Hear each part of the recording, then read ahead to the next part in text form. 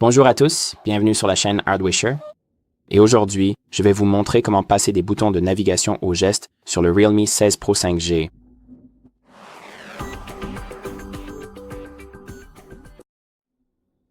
En bas de l'écran, vous pouvez choisir entre deux modes, les gestes ou la navigation classique.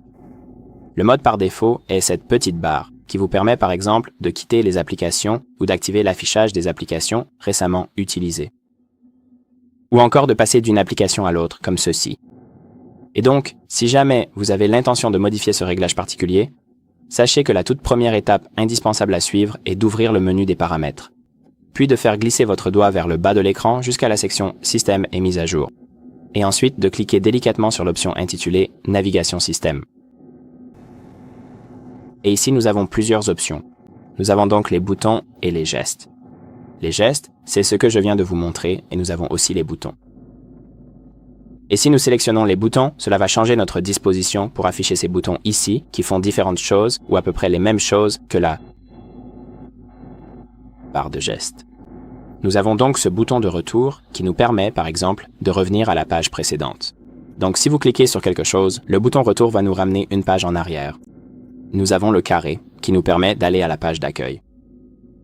Ensuite, nous avons aussi le bouton Google, l'IA intelligente, que l'on peut activer en maintenant le bouton d'accueil comme ceci. Et nous avons aussi l'onglet des applications récemment utilisées. Donc, si nous appuyons sur les trois lignes, cela va nous amener à l'onglet des applications récemment utilisées. Ensuite, nous pouvons changer la disposition, donc échanger la flèche et la barre des applications récentes, les intervertir. Et c'est à peu près tout. Voilà comment activer cette option. Et si vous voulez revenir au geste, il suffit d'appuyer dessus. Et il vous demandera si vous souhaitez suivre un tutoriel. Vous pouvez le passer ou le regarder si vous voulez vraiment apprendre à utiliser cette fonction. Et vous revenez au geste. Et c'est à peu près tout. Merci d'avoir regardé. J'espère que cette vidéo vous a été utile. N'oubliez pas de liker et de vous abonner.